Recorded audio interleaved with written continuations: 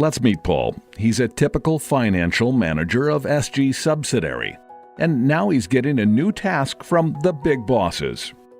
His task is to provide profitability calculation, which means to answer questions like, how much we earned this month? Is this branch profitable? Is the retail segment profitable? This is not a problem for Paul because he has the answers. These are quite simple questions, but sometimes more tricky questions come from his bosses. How much does it cost to launch this product? What price can we offer to the long-term client for the loan? What should be the price of this new service? How much can we reduce the price to stay competitive? Where do we have opportunities to increase the net bank income? How do we improve the efficiency of the commercial sales force? To answer these questions, he often needs to enter the labyrinth of too many applications. He gets lost among the data with different value of accuracy. Sometimes he can't even get to the data. Sometimes it takes ages to get the data needed in order to answer the questions. Paul must find a solution, but there is no time.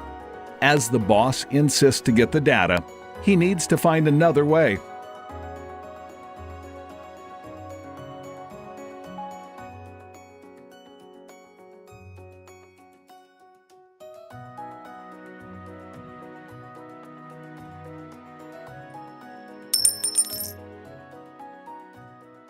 Paul has a dream. It would be wonderful and a lot easier if we could share our best practices with other financial managers of SG Group. Maybe if we could help each other, together we could find the way out of our labyrinths. At last, after a long time of searching for the right solution, finally he decides to check into SG Peer Program. Maybe there will be something helpful, maybe by connecting specialists across the group to collect the best practices, propose new solutions and innovations, and solving problems such as Paul's. And yes, thank God there is the right solution.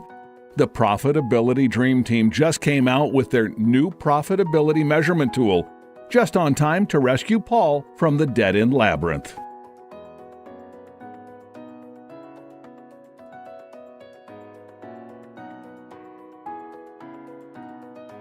Maybe you're wondering why Paul is smiling.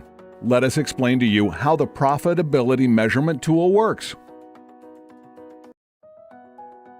Profitability may be measured and reported at different axes. Starting with the most basic profitability of products and services that a company offers, majority of the information flows directly from the accounting data. Once you figured that out, the first level of aggregation brings you to client profitability. It is usually clear to which client you have provided that particular service or sold the product. This shows how worthy the client is for the company. Clients of the same profile, for example retail, may then be aggregated to segment or business line profitability. At this level, you may allocate some items which would be inefficient to allocate at lower levels, like some of the structural costs. The highest level of aggregation is represented by the company or group profitability.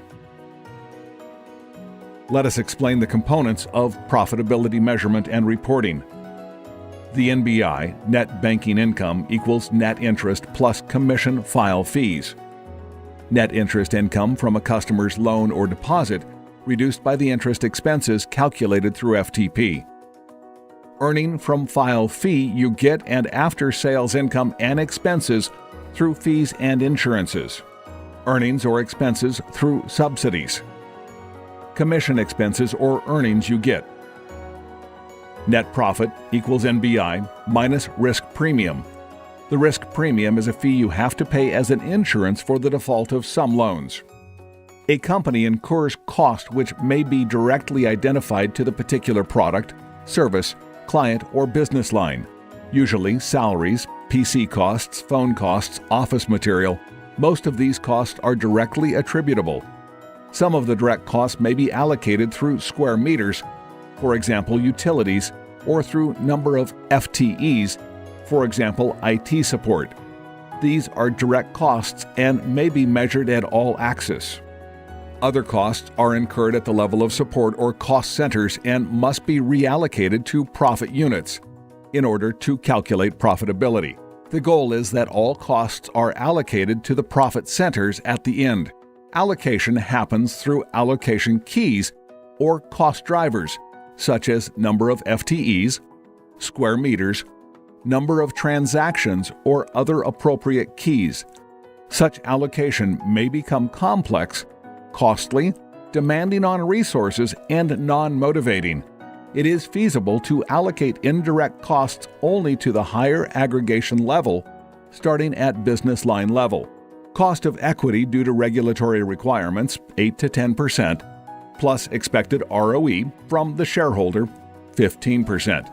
Economic profit equals net profit minus direct costs minus costs of equity capital. Cascading method for allocation of indirect costs has proven as the best practice within SG entities. At start, the costs are accounted for to the centers in which they were originated. They are viewed as costs of profit, support, and cost centers. In next step, costs of cost centers, so-called structural costs, are reallocated to all profit and support centers. At this level, it is recommended to use 1, maximum 2, simple allocation keys. For example, level of direct OPEX incurred by profit and support centers in order to promote cost-efficient behavior of the centers. At the second and final step, cost of support centers, including previously allocated structural costs, are allocated to profit centers, using the appropriate allocation keys mutually agreed in advance. Finally, all costs are allocated to the Level 2 profit centers, and cost and support centers finish with zero balance. Best practice in defining the allocation keys should be simplicity. Simple keys will promote better understanding within a company and are easy for maintenance. Transparency. Keys must be a result of mutual agreement between business and finance. They need to be fixed for reporting period, at least 1 year. They need to be validated and announced in advance to the start of the reporting period. Regular review. Relevancy of the keys, operations, organization structure to which it is allocated should regularly be reviewed once a year. Changes should be minimized and limited. Any change in the allocation keys and mechanisms creates inconsistency in reporting, plus need for restatement of the previous periods. Finally, Paul has the power to solve the problem. He's able to provide the big boss with the complete, detailed report just on time, answering the all-important questions, and all because of the new profitability measurement tool.